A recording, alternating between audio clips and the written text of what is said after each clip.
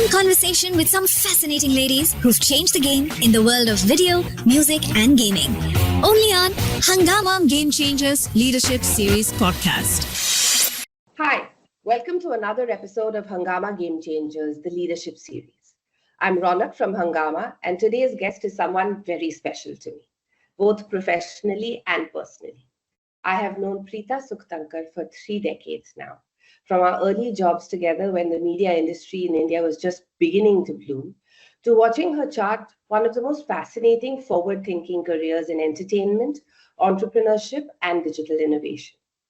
What's always struck me about Preeta's journey is how her career graph has mirrored the evolution of India's media and entertainment landscape. From the world of print journalism to television with MTV, then into the digital revolution with entrepreneurship, and ventures like the Label Life, Bag Sutra, she's always been ahead of her time, often predicting the very trends that go on to shape our industry today. Preeta, welcome. It's such a joy to have you here, and I have to say it's also a little bit nostalgic to have you sitting across from me after all these years. My God, Ronak, you make me sound so good, but that's our common background as writers. I feel like only you even when I invited you to join the Game Changers jury, the first thing you had said was, I'm not really a part of entertainment. And I'll never forget that because your journey to me is like a timeline of how entertainment has really evolved. And you've been kind of weirdly at the forefront of every major shift, whether it was the shift from print and lifestyle to television to you were the first to do celebrity-driven commerce and community-led engagement, which is suddenly such a buzzword since the last year and a half, right? So if you had to look back, I'd love for you to tell me about some of the choices that you made, the professional journey, and really as a timeline of your intuition and reinvention. My God, thank you. You make me sound really good, Ronak. I'll say it again. I actually wish it was very planned. Now, actually, as we both are in middle age and I work with so many young founders, I am unsure whether I feel like, I don't know I'll try and articulate myself better.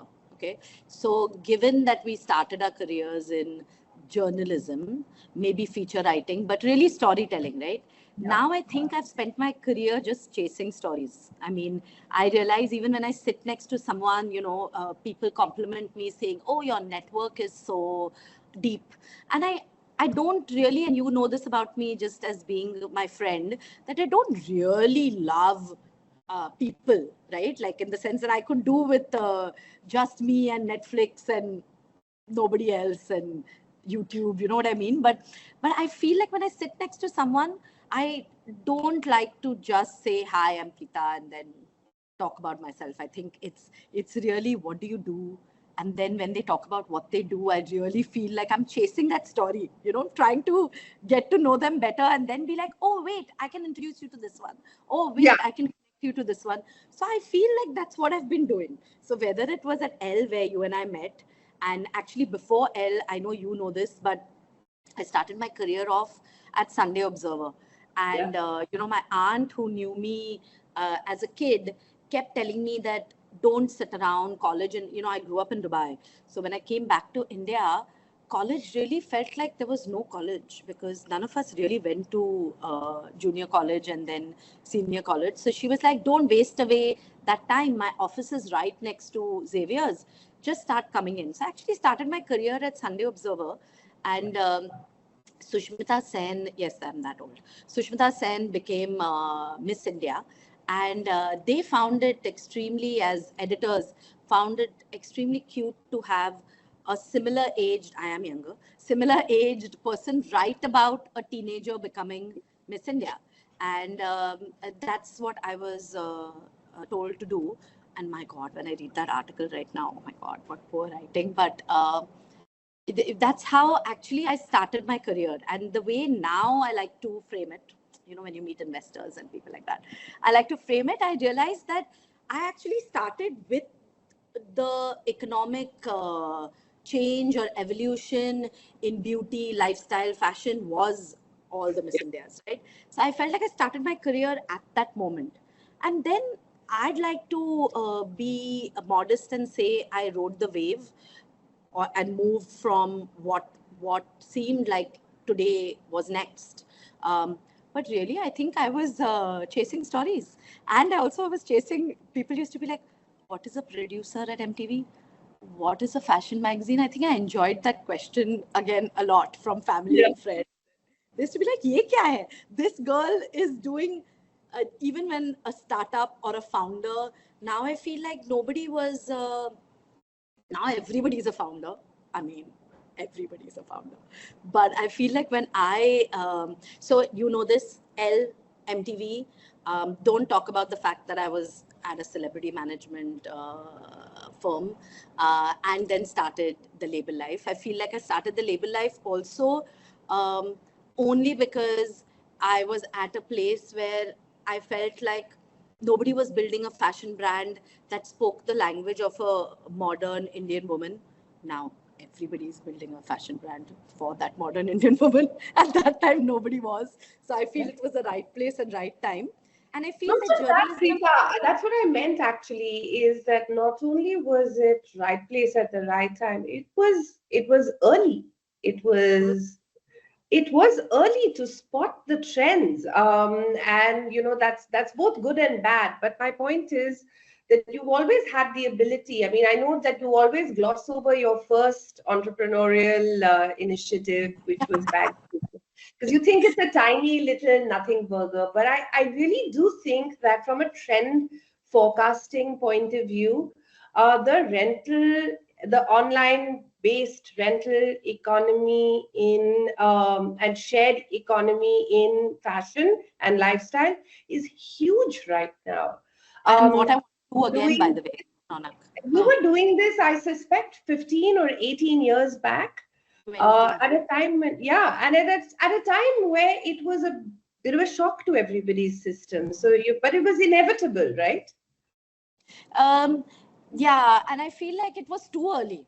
I mean, Yeah. now I think I've become, having spent so much time with, say, the investor community and really how investors think and how founders think, I mean, we can have a long conversation about this, but a lot of people, I'll keep moving conversations, as you already know, Ronak, and it's too Yeah. comfortable to you. But, for example, a lot of people talk about how this Gen Z or is just their work ethics are different, etc., etc. I actually feel the exact opposite, because today I'm working with so many young female founders that when I look back on my journey, I had no business building a brand. I mean, when I see how these girls think and the sheer focus and just the understanding of how businesses are built, right? I feel I was, and I'm not being modest. I'm really not being modest. It's just that I I get know what you're saying. Yeah. know these girls really well. If I had thought so much, see, I told you I'm losing my everything that we learned in the earlier years of writing. But I feel like had no business starting a brand. I mean, me and the girls that I've worked with in the past, we keep thinking about this. It's insane how people are, you know, now, and how they think and how they operate and how focused they are. Nothing like what we were. Nothing like what we were. So, why don't you actually talk about some of the projects that I know that you're working with a lot of women-led, uh, founders, and so tell me about some of the projects that you're working on now and why they're exciting to you, and why did you think you would be a great mentor to them? So I again, I think, not I think. So when I sold the label life, and I want to say this a lot more, only because I feel like people only see the success and people don't talk about as much of, especially women.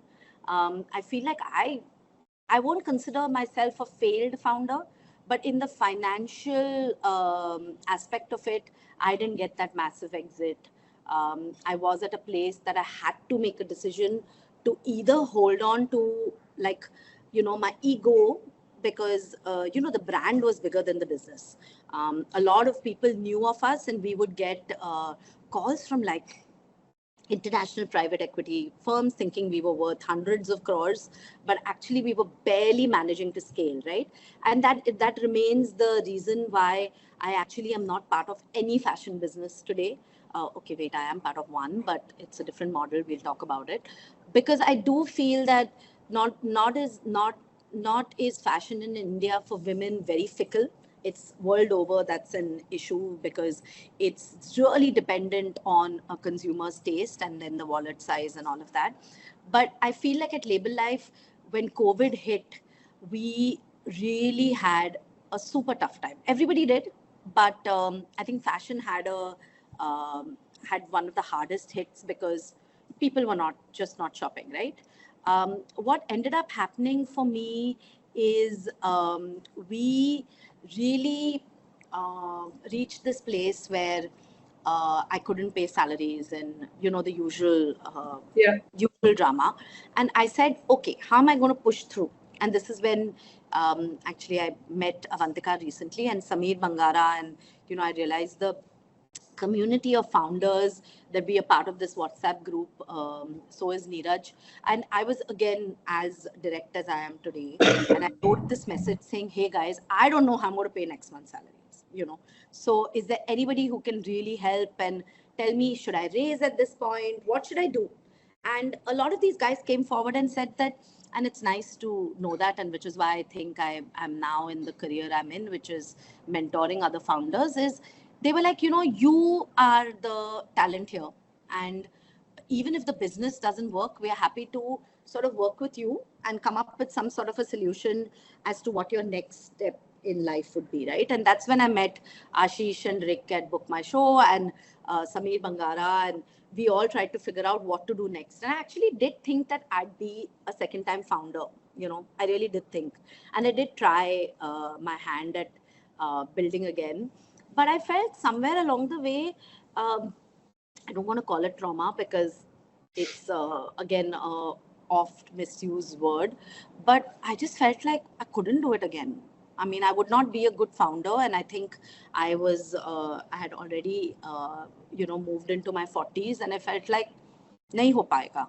And I also, along the way, explored starting a fund for female founders, and actually came very close to writing my first big check and, working from that perspective. But there as well, I feel journalism had taught us, I'm not going to say me, how to listen, right? And I was still chasing those stories. So I did feel that maybe we need to listen to women and build with them, and not do the other way around. Like, investing was not working. First of all, I have many theories about why women don't raise money, and why they're not enough women VCs and all, but that's, everybody has a theory there. My direct interaction with women allowed me to believe that I feel they needed more people on their side, more than, and sometimes whatever happens, I think this is going to be quite controversial when I say this, at least to you or whoever is listening in, ki I really don't think it's about the women investors, because there though we need more people everywhere, right? That is a given. Every room you need more women. But I feel like for me personally, I couldn't be an investor. I feel like I'm still a founder, and I still speak a very different language than what investors speak. I think very differently. And just that short place where I attempted to invest in someone made me realize I wanted to be more on her side. And it's very difficult to be passionate one. Yeah, I didn't feel like I was being fair to her or myself in that journey, And eventually, I then also felt that I didn't have that kind of money. So maybe when I have that kind of money to build a fund myself, I may reconsider it. But I was still using money that I had put together from other investors and LPs, as you may call it. And then I also felt my desire as a founder to return someone's money also existed. So I wasn't like how investors think, "Okay, we'll take the bet." वो है ही नहीं. Maybe Yeah. maximum tash I like playing, but otherwise I'm still middle class Maharashtrian where I can't really spend that kind of money. That's not mine, right? So that journey was didn't start only, and that's when I had already taken this on. Where again, easy for me to say this, but I feel like I've always worked with women, right? Same way I say chasing stories and all that is something that I have genuinely feel I've done, but I really feel I've always worked with women. I've had female bosses. I have actually never had a male boss. I mean, then I had like board members, but even my first investor was Vani. And I feel like I've been very fortunate to work only with women.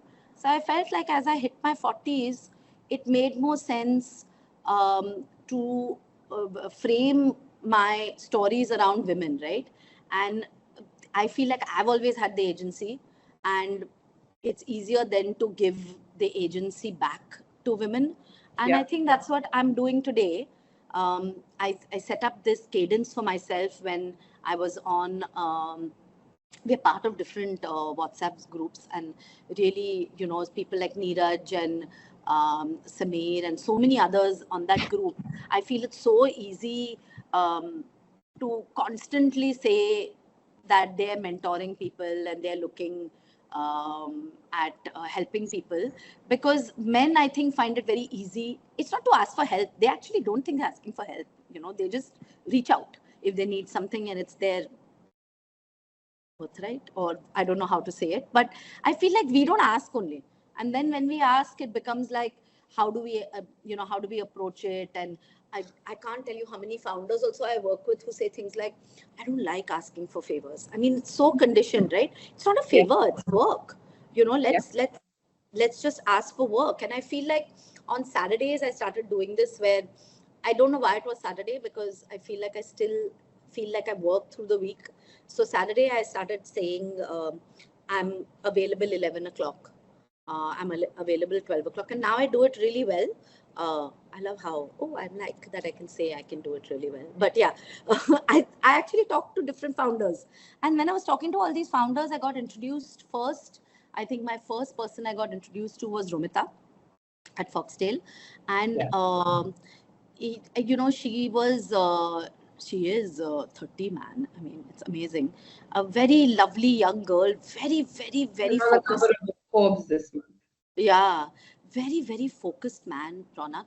And when I met her, I was like, boss, Aryan woman. And I was like, wow, she is building like the way she speaks. I was like, ye, main hi hu. Lekin somebody who is much sharper, much clearer, much more focused, and more than anything else, I feel, given my background, today I can only learn. And maybe this girl I can learn from. That was my first thing. And I was like, yay. And I think for the younger female founder today, Label Life feels like this bastion, right? So they think they can learn. I think I can learn. So it's a lovely two-way street. And with Romita, I started, and Romita actually has built a juggernaut. I mean, now her numbers are out there to see.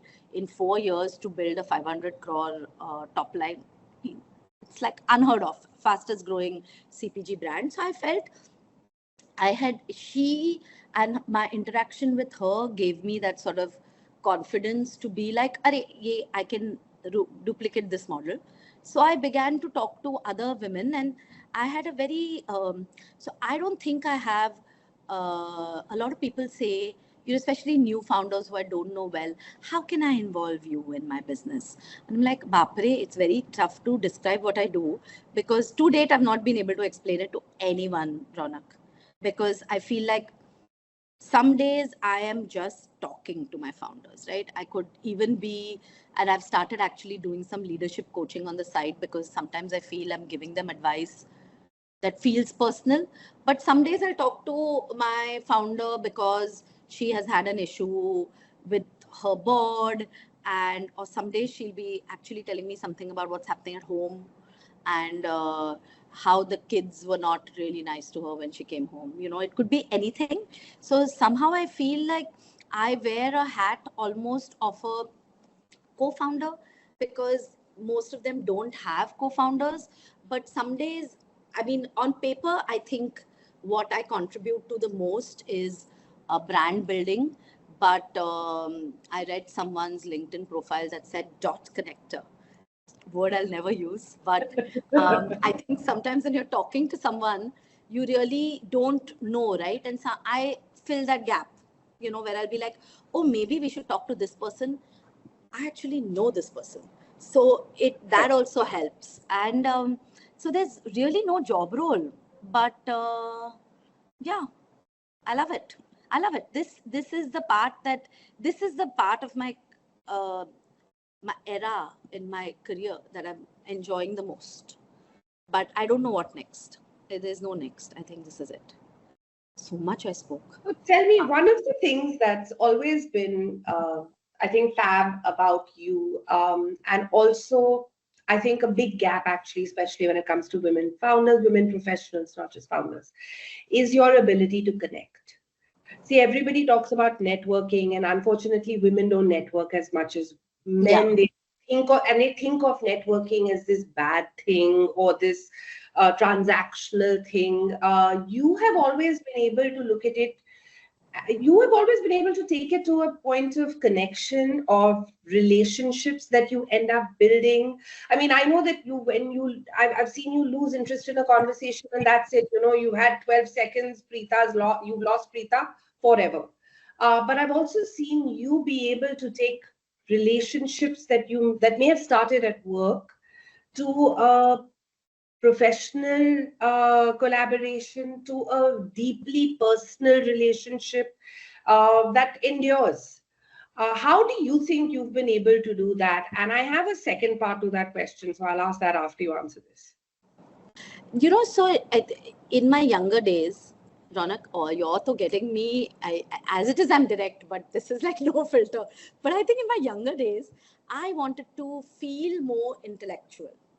All of us had this. So I felt like when people said things to me like, oh, you're so social, I actually felt it used to be like a insult, right?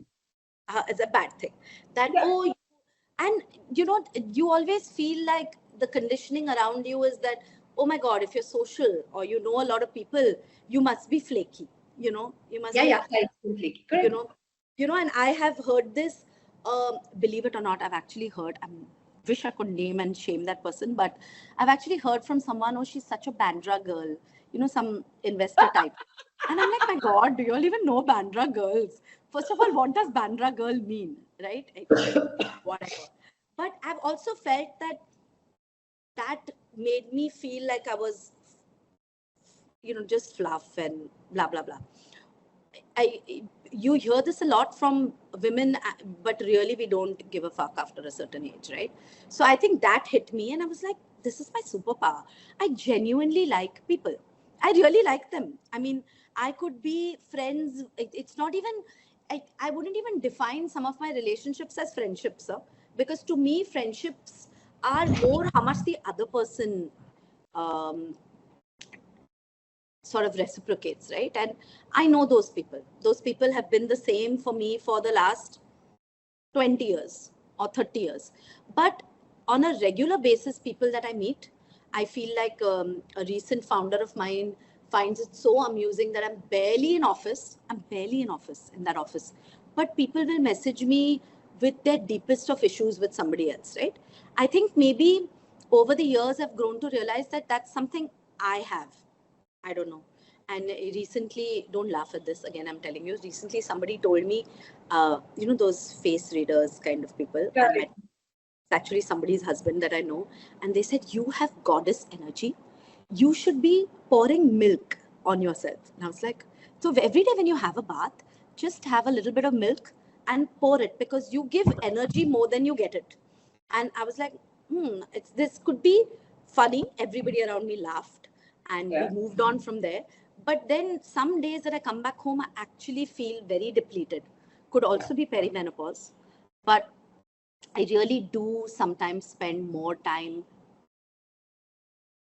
talking to somebody about how it's going to be okay and this is life. And, then I come back home and I'm like, Yeah. I want to just watch mindless TV, Mindless TV is the wrong thing, but you know what I mean. But yeah. So the second part of my question was this sense of belonging, Preeta, that you carry with you. Has it always been that way, or do you make it look more effortless than it is? Because in your career, you have been in rooms belonging to different industries, right? You've been in rooms with other founders, which can be good and bad. You've been in rooms which are more fashion, more retail driven, which is very business oriented. You've been in on the editorial side, which is very commentary based. And you've always made it look quite effortless. But has the belonging always been, or to some extent, have you also decided to belong till you finally do? Oh, I've totally decided to belong till I finally. I actually do not feel, especially I was in a board meeting yesterday, and I do not feel like I belong in this world, especially. I'm being very honest. I don't feel like I belong here. It's just that I like the people I'm working with. I don't think, I don't know if I'm being articulate. This is the other thing that I feel like in this room, especially, I do not feel articulate. I feel like the founders, some numbers, like I keep saying to younger people, they'll be like, oh, I'm not a numbers person. And I'll be like, dude, I studied English lit. Like, hello, we didn't know how to open an Excel sheet. Did we know how to open an Excel sheet, Ronak? We just learned, right? I mean, more fluently on the job. Yeah. I mean, I don't get it only. Like, you're not a numbers person, neither am I. But I feel as if you want to build something and you want to build something that makes sense, you'll have to figure out some way around it, right? So, no, I don't feel like and actually, Ronak, very honestly, I don't feel like I belong only some days. I feel I'm very happy with a few people, and I would love to really only do impact work, but I don't feel I'm there yet again, where currently I'm in that place where I'm so, I think you and me both, if, a brand that's closest to my heart is Shop Without. I'm going for a meeting right now with them. Fantastic guys, a guy who's doing great work, right? He's using hard to recycle waste, and in fact, he's got a grant from Unilever. He's got a grant from L'Oreal. So he's awesome. He's male founder, but working largely with female waste pickers, right? Now, somebody like him, I think I would like to do that full time. Yeah, but I feel like I don't have that. Like, I think I'll cry every day. I'll be a mess. Yeah. So I should stay away and I should support him from afar. But that room, I feel a huge, he did this launch of his factory recently. And that sort of love and support from what he was building didn't smell only of money. It felt, that room I really enjoyed being in. That room, again, I don't know whether I felt belonging, but actually maybe that not feeling that sense of belonging again it has a competitive side, and again makes me curious about finding out why, how, chasing stories. I feel less and less anxiety these days when I walk into those rooms, but I still don't think I belong there. I usually adore the founder and I feel like I want to be part of her story, but I don't know if I feel like, oh, this is the room and I'm the shit and I belong here. But again, so many years of conditioning, Ronak, I don't know whether any woman feels that. No? No. Imposter syndrome is a real struggle. It's every day. I've now been in gaming in some way or the other for, I think, the last 16 years. And there are days I walk into a room and I'm like, what am I even doing here? So it's, and somebody who's been in the industry for 2 years, I mean, this young guy will turn around and tell me, no, I'll tell you. And I love that when conversation starts with, no, I'll tell you. It happens a lot. Yeah. But yeah, I understand when you say that less and less anxiety. I think with age and enough, you push yourself into enough uncomfortable rooms, you do feel less anxiety. It doesn't go away. I do believe that I prepare more for those meetings than just stuff that I do simply because I think I feel the pressure to know more. I think I prepare more than a lot of the guys would. I want to talk to you a little bit about the boys club dynamic. I know in the founder ecosystem, in financials ecosystems, in aspects of digital and the numbers game, you do have a little bit of, I don't know if it's a boys club, but have you navigated any either invisibility or gatekeeping on those aspects? Matlab, Ronak, how many examples to give? I don't know where to start.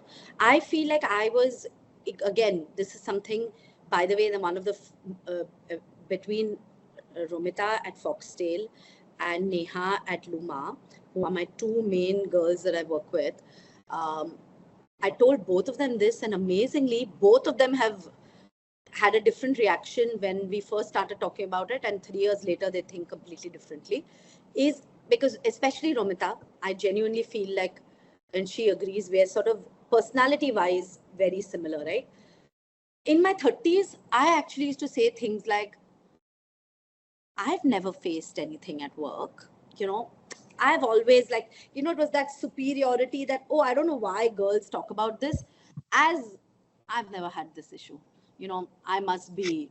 And it's amazing that those words even came out of my mouth. I'm so angry at my 20 Yeah, you want to go and smack your 30-year-old self. Yeah, really, 20-year-old self also. I think in my 30s, I started, especially being a founder, made me realize from getting a landlord office to, telling founders, like I really should name and shame someday, but I've had investors actually tell me on my face that, oh, this feels like a, tu ghar jaake pati ka paisa uda kind of, why are you doing a fashion e-commerce business? I've heard things like this.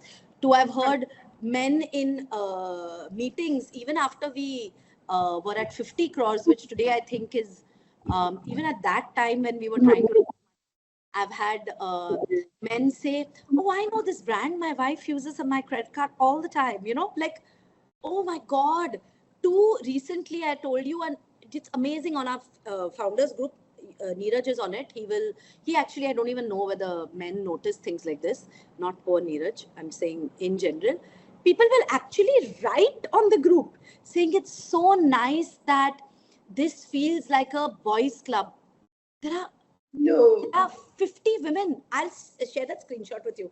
Some dude, again, cannot name and shame, has actually written it also. I mean, he didn't even feel, and he didn't say it genuinely, he said something like, it's so nice to feel support from when the urban clap thing was happening. It's not Abhiraj, but he actually said, so nice, the love that has poured in from this boys club.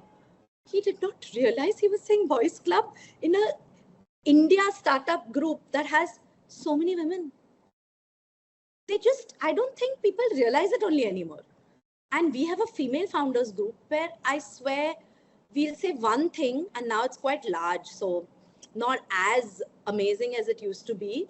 I mean, in the sense that anything that's small is always more intimate. In that sense, it's still amazing. But somebody will say something like, I need this help. Tuck, tuck, tuck, tuck. In that group, it's like, oh my God, we've raised this much money. Oh my God, this has happened. And sometimes women are forwarding things from that group to this group, going like, Yeah. Because now you're just like, what? And so Romita also had the same thing, saying that, I banker, raise money early, build this business. And then she also started to realize, oh my God, when you have to, at a certain point, you do realize and you look around and say, not only are there no women in this room, there are no women on my, actually she has a wonderful, again, investor, female investor on her board, but it's rare, yaar. There are two actually on her board. It's rare, but people don't have it only. I have gone, again, name and shame someday, I've gone into a meeting room in Bangalore where there were three of us, and that's why I never will be a tech founder for sure. I've been asked, these three boys have been asked, what did your father do? Or what did your father study? Which I was like, was first of all a ridiculous question. I don't know why anybody needs to know what our father studied. And by the way, my dad was IITIM, so I would have won that. But anyway, and then I actually, conversation is over and they seem to have moved on to the next question and I can't keep it in anymore. So I'm like, my dad, I was about to say, no, we were going to ask you what your husband does. Can you imagine? This is 2022. So, Yeah. in that, many of these things don't know where to start. The only solve is nobody can today say that they don't need to work. If a girl says she doesn't need to work, she's not friends with me anymore. Sorry. We have to be as blatant as that. Because I don't know how you can stop working if you have a kid. I don't know how, because then you're not, that funnel is, you're just not creating space for more women. It's only that. Because after a certain point, there are not enough of us to be in boards. And they're not enough because the funnel has never been large enough. I still know women who've fucking gone to Ivy League schools who say things like, I don't need to work, but so I'll play mahjong all day. Sorry. Very judgmental. But we need more women. Travel, I have so many weddings to attend. Yeah. And I decided to stay at and, home because my child needed me. You know. And I actually have this down as a question because I want to circle back to identity and upbringing. Because your journey as daughters of the tribe, you and your sister are both very successful in completely different ways.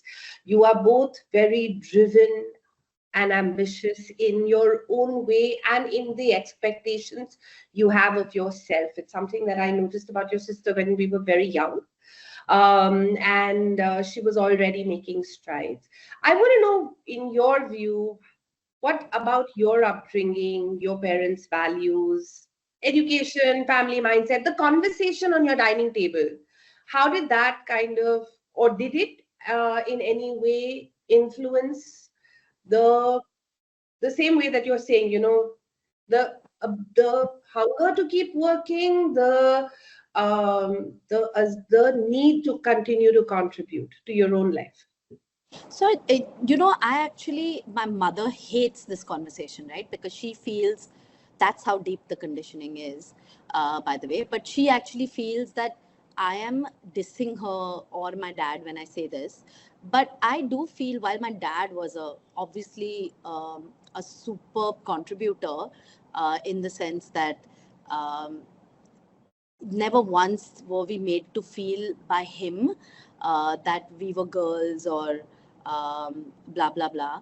And he actually inspired by working out every day. He had an illness but he sort of fought through it, those sort of things. But I really feel my influence is my mother. She feels, and in how mothers are when they have the argument with both the daughters, it's almost always like, I didn't make you all like this, in the sense that she thinks we are terrible and she's saying it in a negative way. But we are trying to be absolutely complimentary when we tell her this. You literally picked us up every single day from school. You had no house help. You made our dabbas. You came and picked us up with 2 haversacks for tennis, badminton, Bharatnatyam, blah, blah, blah, every day consistently showing up. That to me actually influenced my sister and me. I mean, yes, my dad was awesome, and let's not say that he didn't, like, in her head, he has contributed to us being whatever little success. Right? She'll always, now, my dad passed away early, you know this, Rana. So she'll always say, oh, dad should have seen this, or, things like that. Of course he should have. That's awesome. But I actually feel her never give up attitude. My mother was widowed in her early 50s and had never traveled without my dad and things like that. Now she's bouncing from country to country, literally. Went on a holiday by herself, has taken to a yoga class 2 years back, and now gets these medals of 2,000 days and 3,000, things like this. I feel that is who we are, I don't think it's my dad and going to work every day and coming back. Yes, good dad and all of that. But he was going to work and coming back. And of course, I think the Dubai exposure and not being in a Mumbai city with less conditioning and all of that. And really, my sister and I are, he made us, say, for example, it was him who may have made us play sport from an early day and all of that. I really think it's my mom, yeah. I like to believe that my mom is the never say die, resilient chick who doesn't like. Today, as a mother, full-time mom and a full-time professional, how do you make it work? As you know, I have the world's best co-parent who is like, I will always say, I need lessons. I should take lessons on this. Everything, dabba, every protein, everything is done for me, honestly. Ronak, I am that person who comes back from work and is like, hi, what's up, baby? No, it's not that bad. But I'm fortunate to have a co-parent who's really a slave. Like, he is full-time. He is also working full-time, but he'll say things like, oh my, you should see his messages to his daughter, like, good morning, how's your smile, and I'm missing your eyes. And it's a bit freaky, but he's a very good and he's also really disciplined about sport. So she is horse riding, she is and not one football practice is missed. 5:30 a.m. he is making her dabba. He comes here, we live separately, as you're aware. He comes here, makes her thing. Not once. Yesterday I said to her, she was telling me, this girl in my bus, parents are divorced, and she doesn't like her dad too much and all.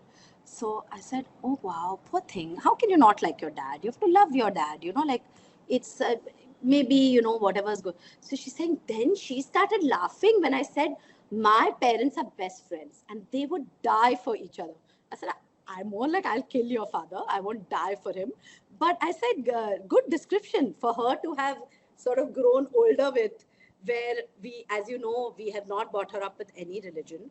So she is currently trying to figure out what religion. She doesn't actually, may not even, but we said that we want you to figure out whether you want, who you want to be or what faith you want to follow, right? So we've done some sort of unique and different, taken a different path. We'll see where that goes. But till now, she seems to be well adjusted, and I wish she would study more, but I think everybody wishes that, and all's well. No, I remember I was I was doing a panel with Apple, and we finished the panel, and it's all really easy to say, right? And then this girl puts her hand up in the back and she says, you said no guilt. And don't feel guilty. There will be days that you forget and don't show up for a moment of joy at school, and And so she said, but how? She said, I hear you, but how do I not feel guilty? Huh. And I feel like some of the messaging that we're passing on to our daughters should also be that they shouldn't be the only ones carrying that, guilt and pressure. I don't I'm not certain why. At the same conference, I remember this one girl stood up and she said, I'm not really a woman in tech. So I said, you are one of 30 founders that have been invited to be part of this forum. You have an app that's crossed some 35 million downloads on iOS alone. You're a woman in tech. I don't know why you're waiting for someone to welcome you or tell you that you're a part of it, Yeah, sure. Your core business may be fashion or publishing or whatever, and this may be the platform for it. But, like I really do feel that so many of the things that you just pick up from being a young girl or a young woman carry forward in ways like this.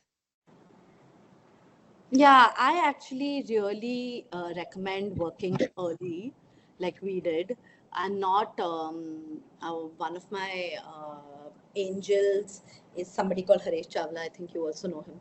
Haresh is desperately trying to get his daughter not to go to college and intern because he's like, उसको बाद में पता ही चलेगा पढ़ाई करके कुछ फर्क नहीं पड़ता है, which I also feel has to happen fairly quickly for someone like Aisha, because Aisha is just loves to do certain things that are, in my view, rare. Because I guess she's, again, this dinner table conversation that you said is pretty important. So she'll be overhearing conversation. She uses words that I didn't ever know, right? Valuations, how do valuations work? Yeah. And I feel like Madu houses, because I again have so many Madu friends now, and I feel like, wow, they know so much about everything so early. Before they learn how to use a fork. Yeah. And I feel like we too were not taught anything. In fact, my mom still says things like, I didn't need the money, so I didn't, talk about some inheritance and things like that. I'm like, what is this? Like, and she only cares about Hishob. You give me 500 rupees, I'll give you 500 rupees back. All these are good things, but they're not that abundance or creation of wealth. One of the things that we heard a lot growing up was, don't talk about money. Yeah. And so for a really long time, I think and I don't know if it's more for women, but we had this really complicated relationship with money because it was not really kosher to want more of it. So I think, a little bit, I also wanted to kind of get from you as we start kind of wrapping this up. You've always had your finger on the pulse. I know, I think I'm a bigger believer in that for you than you are. But as you see it today with the influencer culture, creator ecosystems, platforms, shopping that's kind of coming out of platforms that are social, what do you think is the smartest way for creators to think about building their brand and converting influence into transaction? So at least for me personally, the way, at least in India, shaping up, right? Today, all across beauty and beauty platforms, including the ones I work with, some can actually attribute almost 30% of their revenues to affiliates, right? Affiliates, influencers, this and that. It's become super important for us to engage with them. And even Zelo, which is a quick commerce business, we are seeing that we will end up building affiliate programs because even when we put perf money behind influencers, that seems to obviously perform better than just static or video ads, right? So, the power of the influencers going nowhere. To me, the micro influencing play not micro, actually can't even call it micro anymore, because how do you define micro in a country as large as ours, right? But I feel like the sub 100,000 or the super niche influencer still has to be built as super niche businesses, like, I'm not talking about the marketplaces or the big fashion plays, right? I'm talking even about perimenopause influencers or age appropriate beauty or male makeup, or there's so much out there that can be built. One. Secondly, I think ChatGPT and Shopify, and now you read about Sephora and Condé Nast and everybody really working, and YouTube being like the biggest play today. I mean, we are at a very interesting. I mean, people say that now we can't sort of talk about annual trends and look at. I went for Cannes this year. Sorry, I'm digressing, but actually, one of the things that we learned there is, normally you could meet once a year and talk about what was happening, right? Now, Right. I think you have to meet every month to know what next. Oh yeah, constant learning to keep abreast. Constant. And I feel like a lot of influencers, especially in India, I love Tanmay. And I love Tanmay only because, not because I have hung out and know how his mind thinks, but he is a great example of somebody who's in front of the camera. And not just like, I feel like I've also kept up with trends. Honestly, my sister and I both are a bit crazy.